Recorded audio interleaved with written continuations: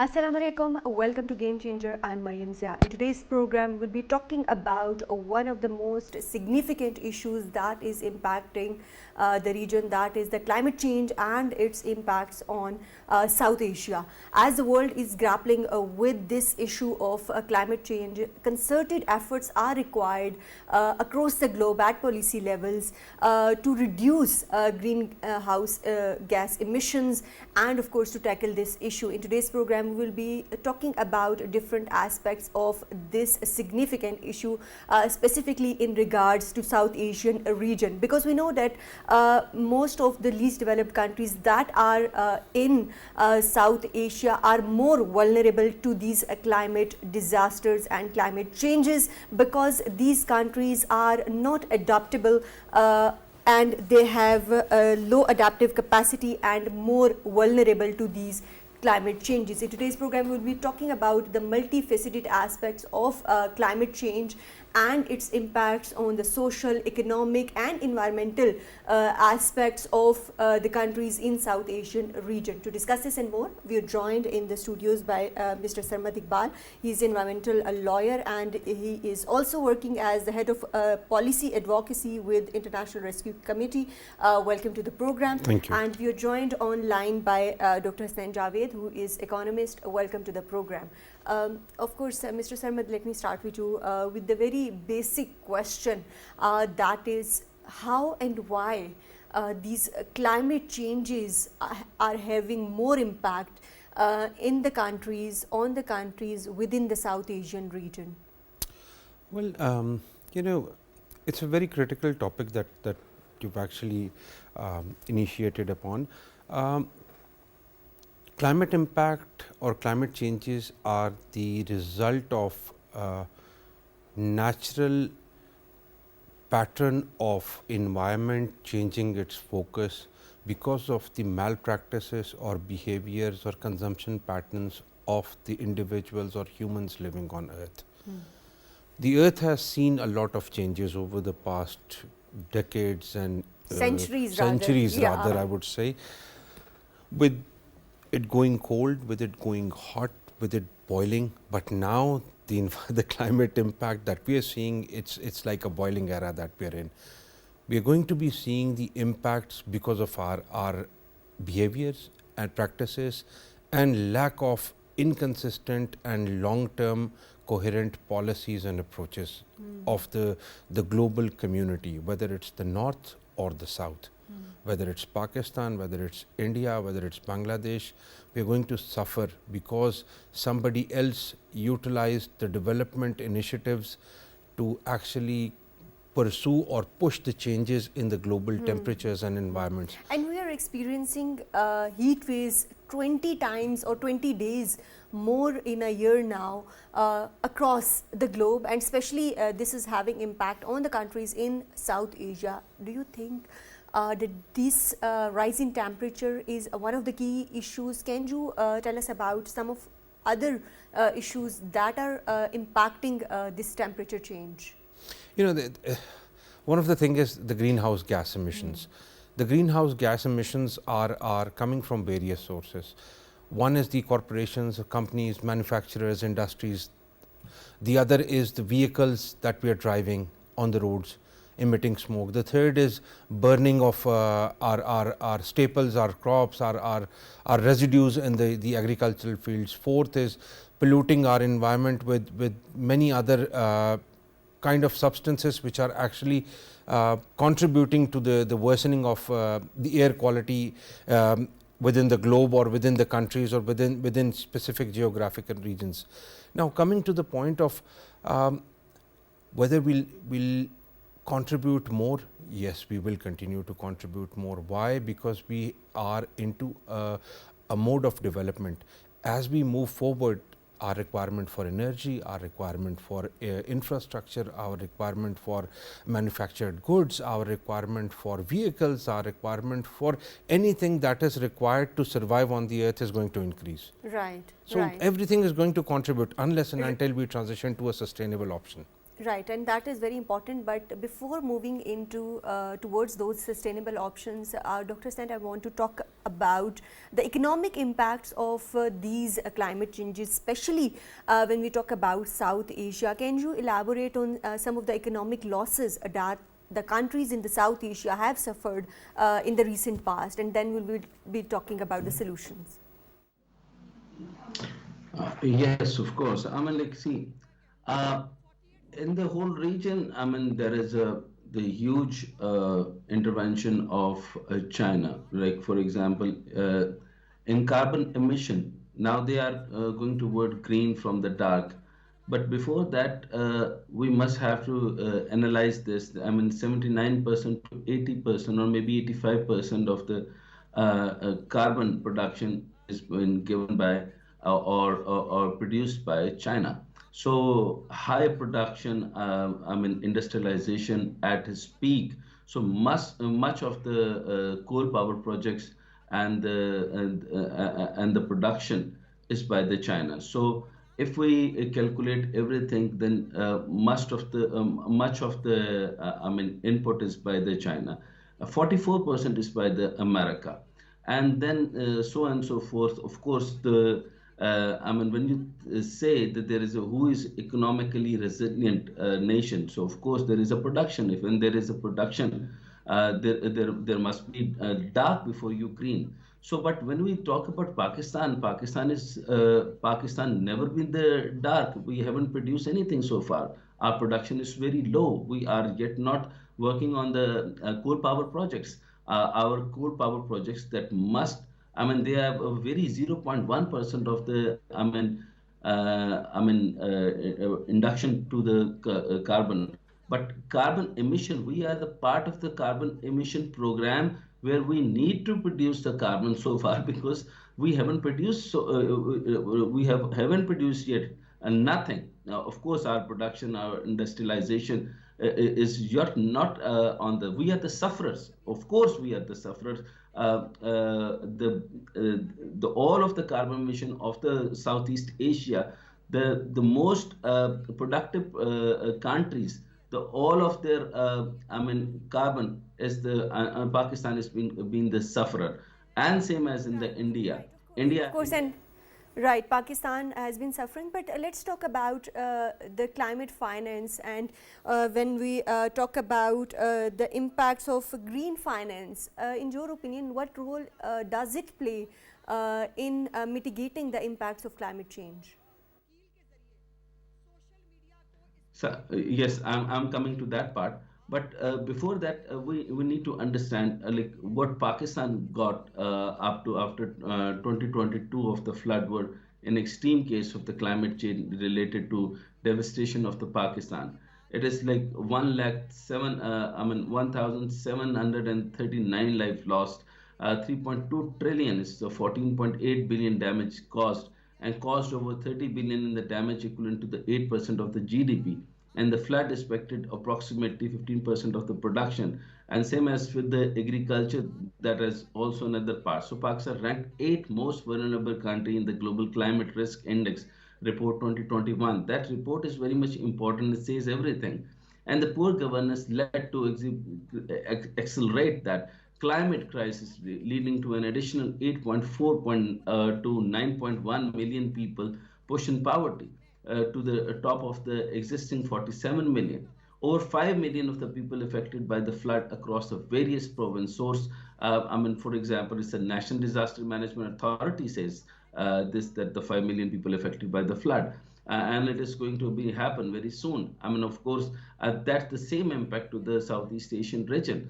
I'm not talking about the West, of course. They are now green before after the dark, but we are not green before the green. Before we have to be dark.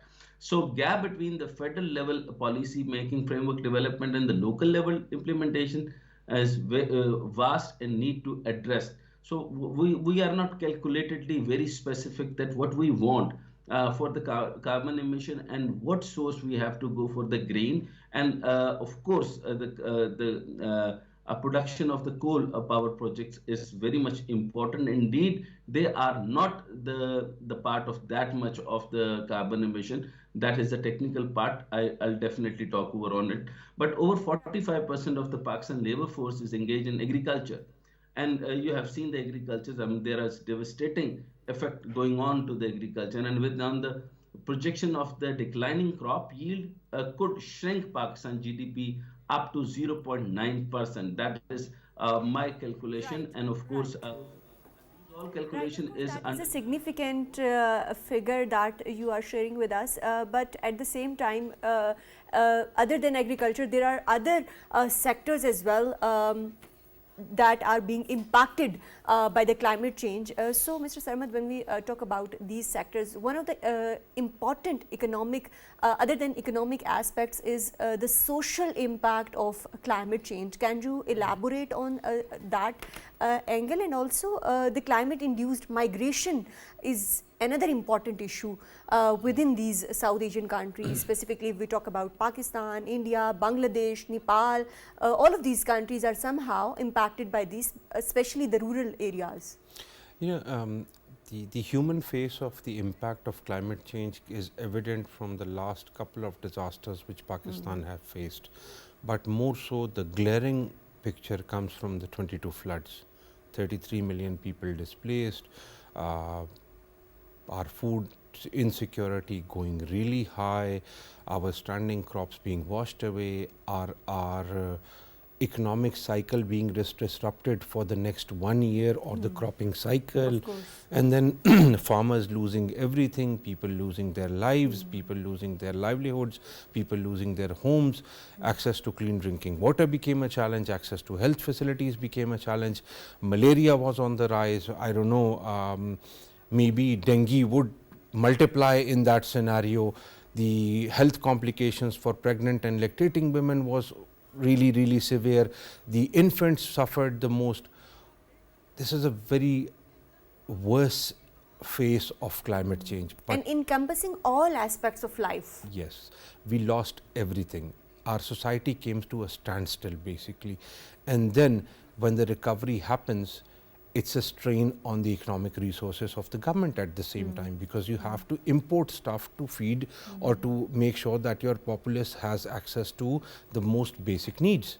Now, coming to the point about societal impact in another form, flood was one thing, heat waves is impacting your economic activity when laborers can't work in open air, your infrastructure work is open and directly facing the sun, your labor would be affected if the heat wave is there. Children on the street are going to be affected. The worst thing is that we have more than 3 million children on the street. Who's looking after them? What's the condition there? Then we have laborers who are on the street. Then we have women who live on the street, work on the street. We have street vendors. We have many people on the street. How are we going to actually cater for that? The government is trying its level best to send awareness messages, set up small points where awareness is being given, access is being granted, health facilities are being mobilized, doctors are being mobilized, but with worsening situation on the ground, our resources are just peanuts in this whole canvas of impacts that we are facing. Now, coming to the climate induced migration, I led a study back in 2020 which talked about the impacts of climate change and the potential of the climate induced migration for people that we refer to as seasonal migrants. Although seasonal migration is different from the climate induced migration. Why? Because in the seasonal migration you move from one area to the other to actually sow crops, do economic activity and then return back. But the climate induced migration is because you've lost everything in that area and you're moving. In Pakistan, you're Balochistan, Sindh, KP, the up north, all these areas are prone to the climate induced migration. But is our governance mechanism or is our governance setup really ready to take on that additional burden? Is our neighboring cities ready to take that burden? And that is my question, that when we talk about national development plans, how significant it is to introduce or to inculcate such climate resilient plans into these national development plans, and also when we are signatory to Paris Agreement and other, we have been raising our voice regarding the impacts of climate change, but at the same time, it is important to have policy measures regarding building our own climate resilient systems and inculcating to national development plans. Pakistan was the first country which had developed its climate change policy, first thing, then plans. Then currently, we have a national adaptation plan which was developed by the government. Now, that plan encompasses all sectors. It talks about what kind of initiatives and investments need to be made, what kind of actions need to be taken, what are some of the things that need to be brought in as in terms of technology transfer.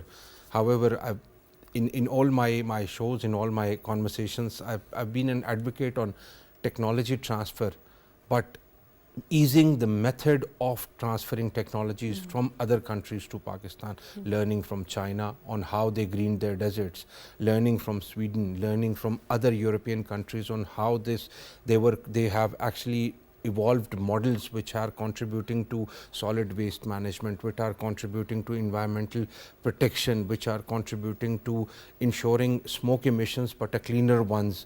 So all these technologies have to be brought in.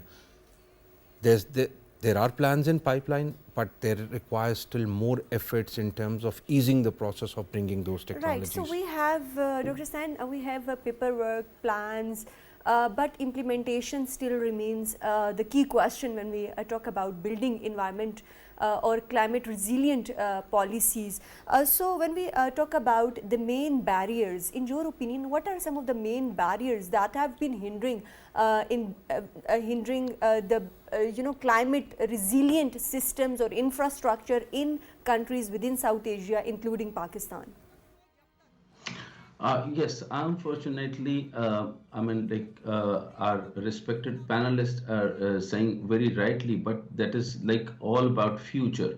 We haven't done anything so far. Whatever he says, we have a study, and these studies are not specific to the pre-feasibility and feasibility. We have nothing, and we have done nothing technically under the topographical design. That is just, giving the case of China, it's not the feasibility for the Pakistan. Giving the case of other countries, it is not the case of Pakistan. But we need to understand what are the major critique and climate change policies and governance gap in Pakistan. We need to understand first that. And unfortunately, we haven't done any single, I would say it is a zero, understanding on the climate resilient. I really appreciate that most of the programs are focusing on the climate deterrence and the climate resilient programs, but government officials and the bureaucracy, doesn't want to listen these things because lack of the implementation. One, of course, weak institution capacity, of course, yes. But despite having policies in place, there is a significant gap between the policy formulation and effective implementation.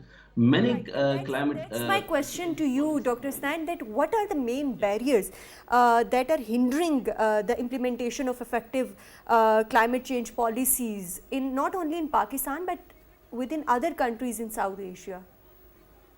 Other countries are working on it. Saudi is going very good. They are going to be green. Dubai. Talking about our region, South Asia. So let's talk about those barriers and what needs to be done to address those barriers within South Asia when we talk about building climate resilient policies.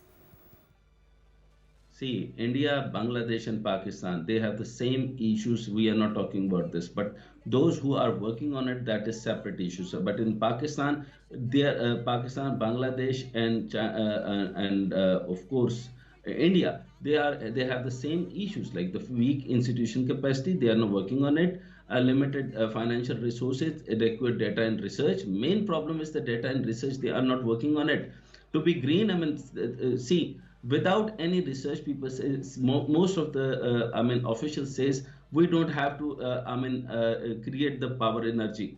Okay, let's talk about the solar energy. In China, if you're producing a solar power energy that goes to the town grid, and they pay you back and your price is whatever you produce the power, electricity. So in Pakistan, what is going to happen now? They are going to give you a tax, and not on the net metering, they are going on to the gross metering.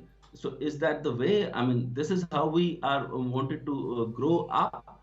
That cannot be possible. So the poor governance and corruption in Pakistan, fragmented policy landscape, vulnerable marginalized community, uh, that is vulnerability of the marginalized community. The climate change policy often fail to adequate address need to the marginalized vulnerable communities. That is the main issue. So we need to understand these community include rural and urban poor force face the disappropriation of the impact of the climate change, but often lack access to the resource and support. And then is a limited public awareness and practice. Of course, people are not aware of it. They don't Right. even We will be talking in depth about public awareness and those angles as well. That is another important aspect of climate resilient policies that we have to, of course, encourage and make awareness campaigns for the public and these communities as well.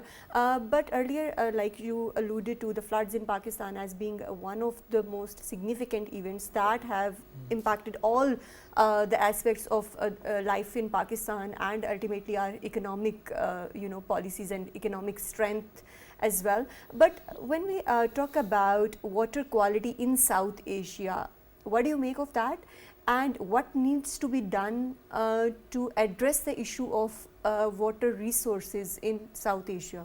All right. This is a very pertinent point with regards to water quality. In the urban settings, do we have clean drinking water? No. That's a big question. Now, the water wells or the bores that we have, are we sure that that water is clean? I don't know. Because every contamination that is being flooded under the earth or underground is contributing or is adding up to that water. Right. So and situation is worse in the rural areas where animal and a human being is drinking from the same spot. Well, that is another angle to it. But the areas where we have industries, what's the check and balance of ensuring that the fluents or the chemicals are being dumped properly? I don't know. I don't have an answer to that. There are good practices, there are bad practices that are prevalent there. However, as in a nutshell, if we say that we have access to clean drinking water, yes, 25% of people of Pakistan might have access to clean drinking water, but the rest of the 75%, I'm not sure whether we are drinking clean drinking water or not. Right. I'm not very clear about the water filters that we have installed or the governments have installed, unless they're functioning very properly. And is the this maintenance issue is there. specific to Pakistan or other countries within the region? Specifically, since we're talking about South Asia, they're also suffering from this water resource or quality of water issue. I've been to Bangladesh, Nepal, India, Bhutan and Sri Lanka. All these areas, we have tap waters available everywhere. But when you ask this question of, do you know if this water is clean? Water quality remains a question. That always is a question, because there are difference of opinion everywhere. People say that these are functional, people say that they are not functional. People say that we are access to clean drinking water because there is a filter installed at the back end. Some people say we don't know if it's being maintained or not. So there's always a disconnect or divide in opinion. But so what as kind the behaviors and patterns look like, we don't have access to clean drinking water. And what kind of strategies are required or are being employed to address this water, not only the quality but the water resources issue and managing those water resources well in a sustainable manner? What strategies are needed or are being employed at the moment? All right, we've after the devolution, 18th Amendment, all these subjects were devolved to the provinces as well. So every province has their own water management or resource research and review departments that are actually working on adaptation measures, conservation measures, and ensuring that we have ample amount of water supply being available for the masses. But the challenge still remains that the national consolidated water policy of Pakistan that was prepared or created almost 2 years back, the implementation still becomes a question, because the implementation is tied up with finances. Do we have enough finances to be supporting the implementation of that policy? Then what are the international programs that we have brought into Pakistan? How are they contributing to it? We right now the organization that I work for is working with a few technical people and think tanks across Pakistan to evolve a program or a design model which is going to actually store the running water from land terrains, whether it's through during the monsoon season or whether it's the abrupt rains that come in, and how could that water be stored and contributing to the uplift of local economy, clubbed with manufacturing, clubbed with supply to the rural areas or the urban areas with regards to food security items, food products, with regards to any of those merchandises which could be marketed, exported. So there's definitely a requirement where we have to bring in all stakeholders to sit around the table to talk about specifics, not big picture things, but specific issues one by one. Right, and Mr. Sarmad, since you are an environmental lawyer as well, so I want to ask you about some of the trans-boundary water issues or water conflicts, how they are being addressed, especially in the context of climate change. Well, track to diplomacy between Pakistan and India is already there. We have backdoor diplomacy, we have conversations going on with China, we have conversations going on within Pakistan as well with regards to sharing these water resources. Of course, there are a lot of issues when we talk about trans-boundary conflicts. And do you think that climate change is playing a part because maybe water is changing its direction or the quantity, and maybe if we were sharing in the past? So can you elaborate on those dimensions, on those aspects? The glaciers that we have, they're not just for Pakistan, they're spread over considerable long area, and if they're melting, it's a challenge for all those countries that are getting water out of it. It's our fresh water reservoir basically, and if it's melting, the water is coming down. If we don't have any processes of storing it, managing it, it's going to be a challenge. Then in future couple of years from now, the war would be on resources. The conflicts would be on resources, and water is a very precious resource, which is the foundation of everything that we have in this country. So that's why I asked you this question about these trans-border, of course, water resources, and especially the conflicts. What kind of strategies are required to manage these issues? You know, water has always been a very critical subject between nations, whether it's within this South Asia region or other regions as well. However, there's what is required is putting humans at the center of all the conversations. What is the impact of water and no water on the humans which are downstream? The countries which are receiving water through another country, what's the economic, financial, political, security implications to it? Now, if you look at Afghanistan, the current spell of rains in Afghanistan, which caused devastation up north, the water came down and it passed on, and then it slowed down at a point. But if these rains would have been somewhere in the middle of Afghanistan or closer to Pakistan's borders, that water would have been running. There's no dam, there's no checkpoints like in terms of reservoirs for stopping that water or slowing down utilizing that water, or utilizing for that matter. The water is running, it's entering Pakistan from different areas, it's causing problems in these areas as well. It's flooding, it's lack of storage, it's destroying of crops. So sometimes when you're talking about narrow streams or proper routes of water, that's a conversation that happens on the table. But there are other routes which are natural routes where water comes in and it's a devastation. So our conversations need to broaden up. We have to think of the impact on humans with regards to the water and not with regards to the national interest, because it becomes beyond national interest. Because But national interest is ultimately tied to the people, of course, and these trans-border water conflicts are, of course, going to be having an impact on national security as well, and on, of course, communities as well. But I want to move, Dr. Hasnain, towards the food security issue. What do you make of the food security situation as a result of climate change within South Asia, and what kind of measures are needed at this point in time to address these issues? See, the most important part, I would say, is the the agriculture.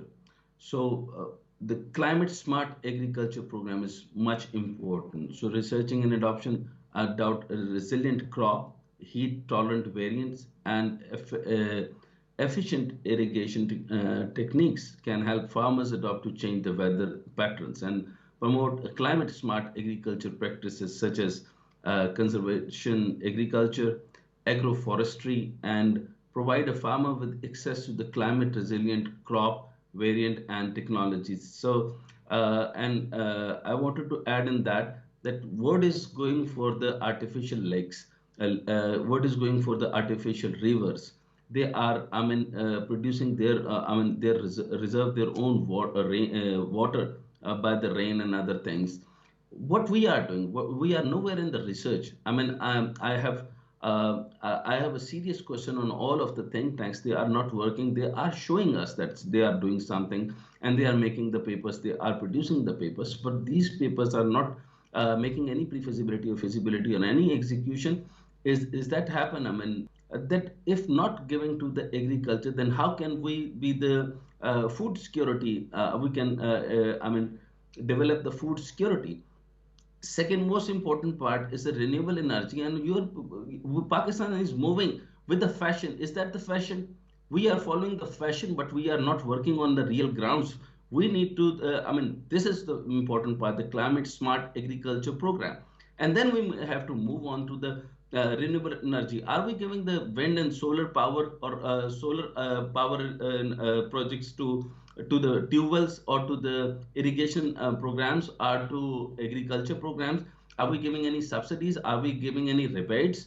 So, in comparison to the Bangladesh, their export on agriculture or textile is just about 57%. So, Pakistan must have to give the rebate to the agriculture program and the solar power projects. Thus, wherever the solar power project industry goes up, same as the agriculture is a 24%, and we are, putting up the taxes. We don't need so far. We need a research, technical research, executive research, and they can get input results. But we don't need a think tank. There are hundreds of think tanks working in Islamabad, and are they working anything? They are not input anything so far in a technical way. I have served in a minute. Right. Let me take Sarmad Saab's, of course, viewpoint on this. Sarmad Saab, what's your take on the measures that are needed to address the food security issue within South Asia, and then particularly in regards to Pakistan? you know, when you talk about South Asia, India lost 50% of its rice production to floods and stuff. Bangladesh lost it. Bangladesh continues to lose a lot of agriculture. Because food security involves a lot of issues, including the storage of food, diversification strategies are also required. So, what needs to be done? You know, the rising sea levels in Bangladesh is a big challenge for Bangladesh and their survival. Food security at the center. Same goes for Pakistan. We are faced with multitude of challenges with regards to food security. Our coastal belts are suffering because the water level is rising and entering into the areas, making land barren, losing food security. Our crops are not growing there. So we need to bring in programs to reduce salinity and revive those lands to be cultivable again. In Balochistan, you're being continuously hit by either monsoons or droughts, which means that you need to bring in water efficient seed varieties to be cultivated in seasons where we see huge sunlight and heat, so that these crops do not lose their essence or their production. Up north, the weather patterns are changing. There's colder temperatures, longer periods for longer period of time. So our crop variety needs to come in. Then our cropping pattern needs to change. Timings need to change, because if you've noticed for the past couple of years, when it's time to harvest wheat, it's monsoon, it's raining. So we need to change that pattern. We need our farmers to need our farmers to actually adjust to the timings of sowing and then harvest, so that we know for sure when the rain is going to come in. So we need to now. Third thing is diversification. By diversification, we definitely mean bringing in new innovative seed varieties, but at the same time, varieties which can be cultivated in hotter seasons could be brought in as well. But farmer education becomes a must. Availability of products and seeds and support becomes a must. Can we do that with rising levels of inflation, with rising levels of impacts due to floods, and still recovering from it? Our money goes into those things rather than towards these things. And the next round of funds that come in, we don't know how long it will take to materialize, because loss and damage fund up till today has not materialized. Right. And that's put Pakistan into a strained position. Right. So our economic losses are huge, because we are suffering for something we didn't do, but we are contributing to the suffering by actually not following the policies and procedures and not ensuring proper line and length of what needs to be done. Not building climate resilient policies and infrastructure. Of course. And climate resilience needs to be embedded in every sector, not just as Ministry of Climate Change. So climate resilience programming or climate resilient planning into water sector, education sector, livelihood sector, irrigation sector, urban infrastructure development sector. You name the sector and climate resilience needs to be there. Right. But are we on that line? Can we do that? There are massive questions and challenges ahead. Right, right. So, Dr. Hasnain, of course, resilience is very important when we talk about these climate changes. So, in your opinion, what measures are taken by the South Asian governments, or what do you make of the measures that are taken by the countries, different countries, especially the least developed countries within South Asia, and the governments within these countries to address these climate-induced changes? So first of all, of course, as I said, forestation and reforestation. I mean, launched large-scale forestation and reforestation program to increase forest cover and carbon sequestrations, and promote community-based forestry initiative to involve local communities to forest conservation and management. That is the only thing, I mean, which can give the resistance to the carbon emission. So then is the climate-friendly transport policy. So invest in the public transportation infrastructure to reduce resilience on the private vehicles. That is very much important, so that we cannot produce.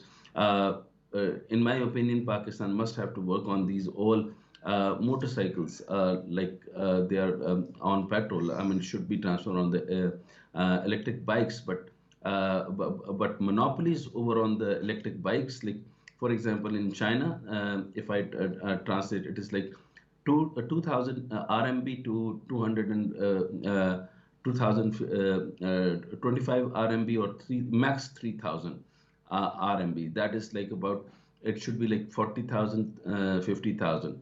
In Pakistan, because of the planning to be in monopoly over there in that, so the industrialists make some arrangement with them, and they are selling their electric bikes on 1.5 and 2 lakhs.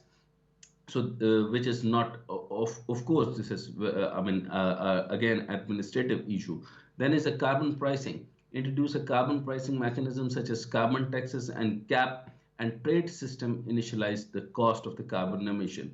Use revenue generated for the carbon pricing to fund climate change and mitigate the adoption projects. So most important thing is a climate resilient infrastructure. So incorporate climate resilience into the infrastructure planning, development, and implement building codes and standards that consider climate change's impacts, such as extreme weather event and sea the level rise. Over in the Britain, wherever you go, they have structured their houses in their climate, But in Pakistan, there is no structure evolved in how to, I mean, we can, save our, houses from the high heat waves or the cold waves. But the public awareness education, yes.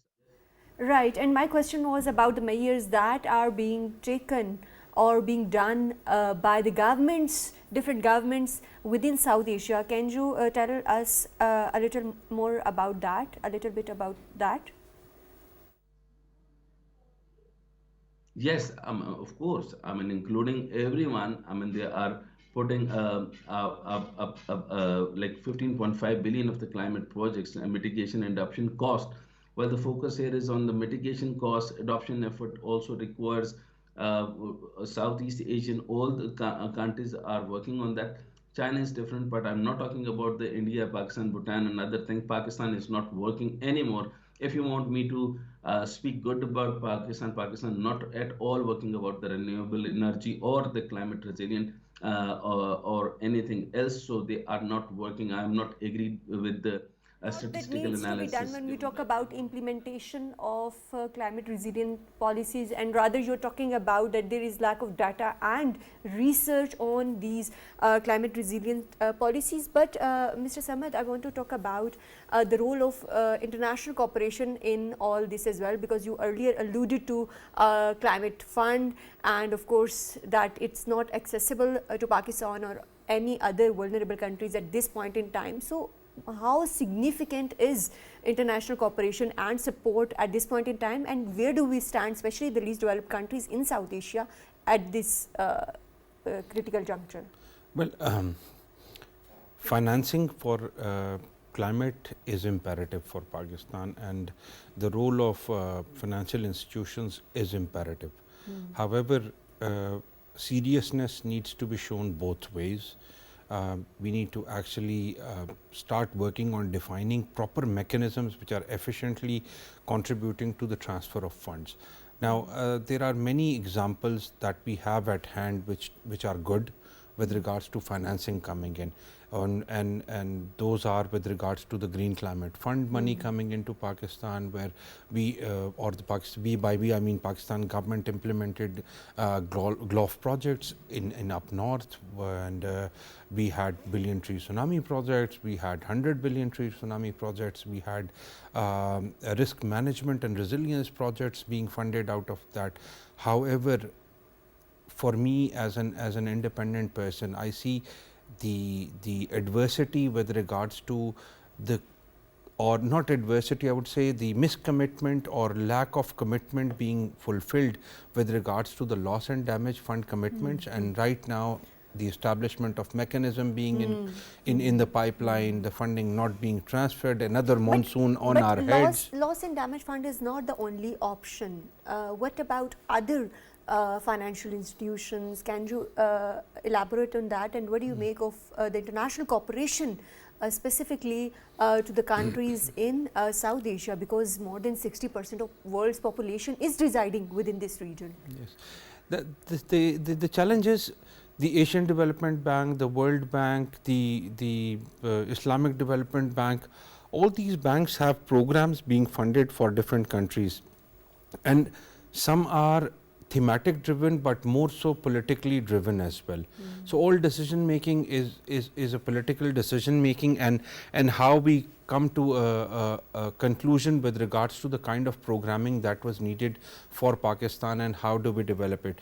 The Ministry of Planning, Development and Special Initiatives has been very vocal about it in their past roles. Iqbal had been very staunch in the preparation of the 2030-2035 roadmap for Pakistan, and that actually contributed to a lot of conversations moving forward. And currently within the current time frame, he's also on it. However, as I said, commitments need to be shown both ways. Pakistan is proactively pursuing it, but there are certain things that are not materializing in terms of bilateral conversations, or financial institutions not in being in a position to extend program financing to certain projects or programs, or they wanting change into programming. That's a very top level decision. But as a layman, we see a lot of things in the pipeline which could come in and which have the tendency of being able to transform impact in a positive manner in Pakistan. Right. And lastly, Dr. Hasnain, what are your viewpoints or your input regarding the lessons that Pakistan can learn from the recent climate-induced disaster and to build more resilient systems, infrastructures in future?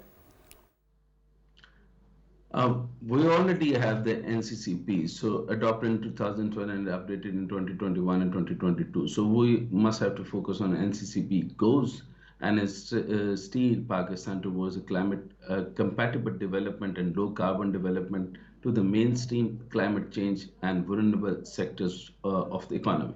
To the NCCP cover the following economic sector like energy, power, industry, transport, building and multi-sector and others. So NCCP includes the following initiative, which is like, of course, our honorable panelists also tell that, I have a same story, nothing new, which is 10 billion tree tsunami program, Prime Minister urban forestry program. So ecosystem restoration initiative, it is called ESRI. So we need to execute that ESRI as early as possible.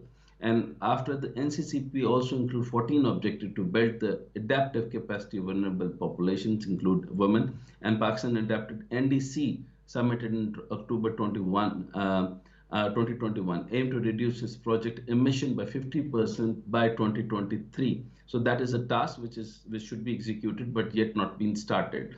So it is just on the paper. So reach this target, Pakistan planned to shift to 60% renewable energy, use 30% electric vehicles, ban coal imports, and expand a nature-based solution. We have to think that what we are doing, focus on our objectives, importance of the green structure, recognition of the sport, community-centered approach, and share responsibility and partnership. And of course, we have to work, but government must have to scale it up, and there must be no red tapeism. If there is a red tapeism, not a single initiative can work, and all the good executions will be on paper, will not be executed. Thank you very much, Dr. Hasnain Javed, for joining us in today's program and for your valuable input. Thank you very much, Mr. Sarmad Iqbal, for joining us in today's program. Of course, when we talk about the climate crisis and its effects on South Asia, of course, it is impacting the social and economic aspects of all the countries, and especially the least developing countries, including Pakistan. And a multifaceted approach is needed to address this crisis. That's all from Game Changer tonight. Take care. Allah Hafiz.